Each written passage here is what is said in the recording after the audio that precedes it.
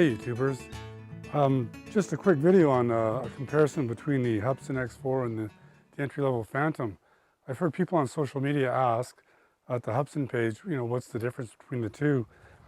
Well, of course, right off the bat, you're comparing apples and oranges. The Hubsan US at B&H is about $60. The new Phantom entry-level model is $488 US at B&H in New York. So there's a big jump in price, plus with the entry-level Phantom, of course you have to buy a camera on top of that. But I just thought I would do a quick comparison because I've got both of them and I've used both of them. The Hubsan's a great little machine. You've got a big difference in range. They say the Hubsan is good for about 200 meters, whereas the Phantom has a range of about 2,000 meters from the controller. When the Hubsan loses contact with the controller, it's going to drop out of the sky. But at 200 meters with the Hubsan, the little Hubsan, I mean, it's gone anyway, unless you have the FPV system. And I don't know what the range with the FPV, the first-person video system on the Hubsan is. I don't know what the range is at. If somebody wants to add that in the comments, I'd be really, really happy to hear it.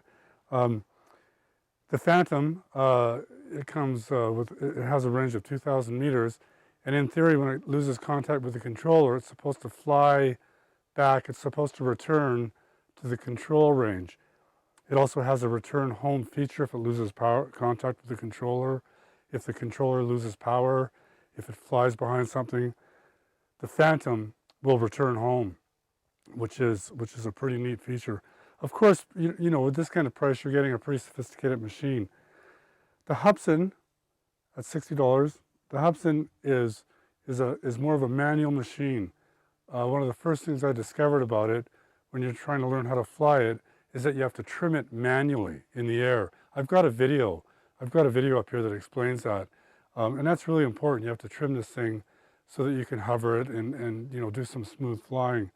The Phantom has GPS lock. When you warm up the Phantom, it actually locks into 6 GPS, and that helps it to fly level, and it makes it really easy to fly. And that comes to my other point about ease of flying.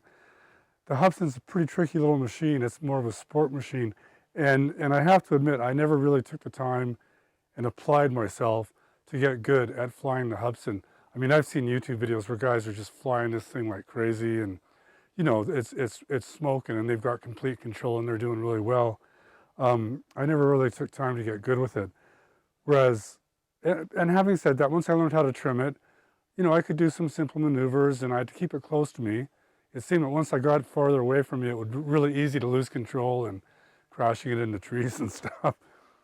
Whereas the Phantom, right out of the box, literally right out of the box, I was flying this thing, hovering rock steady, doing simple maneuvers, really easy to fly.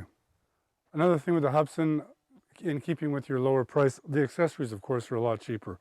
The batteries are cheaper, your props, your prop guard, everything with the Hubsan is cheaper than the Phantom. So that's another consideration. So another thing with the Phantom that's important to remember is that the Hubsan, of course, comes with a little built-in 2-megapixel camera, whereas the Phantom is $488 plus a camera. You have to buy a camera on top of that. I actually picked up a refurbished Sony AS15 at B&H for just over $100 a few months ago, and I've been quite happy with that. But of course, you guys know the prices of the top-end action cams. You can spend $300, $400, or $500 on a good action cam easy, and if you're doing some really high-end video, that's probably what you'll end up doing. So now you're talking about a difference of between $60 and almost $1,000 for the Phantom. Even the entry-level Phantom, without a gimbal, just an expensive action cam mounted on the bottom of the Phantom. Once you start getting into the gimbals, you're talking about another $300, $400. So, things can get up there to $1,000 pretty easy. But what I wanted to show you was I wanted to compare my two cameras. I wanted to compare the Hubsan camera with my Sony camera side by side. I'm not going to do this in flight. I'm just going to put them side by side and take some shots so you can see how the two cameras perform. So let's do that. Okay, for this demo, I'm actually just using the built-in mic on the AS15. But let's see how these cameras look side by side. So now I've got the Hubsan and the action cam, pretty much shooting the same thing. And you can see, obviously, the action cam's got a little better contrast ratio, etc. But the Hubsan, what I've discovered, is that it performs better when you're close to your subject. Apparently the lens is preset at the factory to focus in at about 6 feet or 2 meters. And that somebody passed that info on to me. But apparently you can refocus the lens. You see as I get wider with the Hubsan, it's a little soft. It's a little bit soft. Apparently there is a fix for that. Somebody sent me some info. That's going to be in my info box below this video. Apparently you can take alcohol and dribble it in there in the lens housing where the lens screws in and dissolve the glue and rotate the lens about 30 degrees. And to try to get it focused into infinity so your wide shots look better. But there you go. You can see the two cameras side by side. You can see a difference, I think, in contrast ratio and overall sharpness, as you would expect. As you would expect. So there you go. I'm going to have the info on how to adjust the lens for the Hubsan in my information box below the video. So check that out. It's worth a try. Just be careful you don't get alcohol in the lens, or just be real careful when you're doing that. It'll be easy to mess it up. Okay, so let's check that out.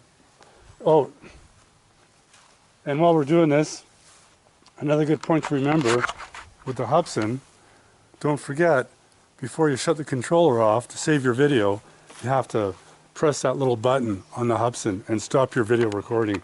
Otherwise you'll lose your recording. So let's check that out.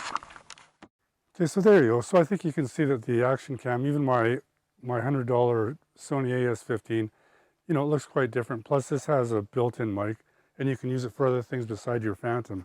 So that's a consideration. All in all, they're both great machines. The Hubsan is an absolute riot for $60. If you're thinking about, maybe you want to try a quad, you know, and getting into RC and try that with a quad, and you're not sure, but you want to try it as a hobby, that's a great way to go. You know, like I said, check out my video, learn how to trim it, learn how to hover it, and then you can really start having some fun with it. If you're a professional like me that does documentaries for television and has some corporate clients, the Phantom and the better camera really is a must. Your image quality with the better camera is going to be so much better, and you have so much more control with the Phantom. What I like to do with this is get really nice, slow, I can get crane shots, I can get great trucking shots, all kinds of really, really powerful images with the Phantom because it's so easy to control. So the other thing, one more point that I want to make with the Hubsan, what I like about this is I've had company over and I'll pull this out and we'll play with this. And I'm not worried if they crash it or something, because these things, another point with these little Hubsans, they're really indestructible. I've crashed this thing at like 60 feet up into a tree and it's come down to the ground, and all it's done is knocked a couple of props off. And that is what will happen with these things when you crash them. You'll probably lose props. I've lost quite a few of them, and they're cheap. They're really cheap, $4 for a set. So there you go, folks. They're both great machines. They're both a lot of fun.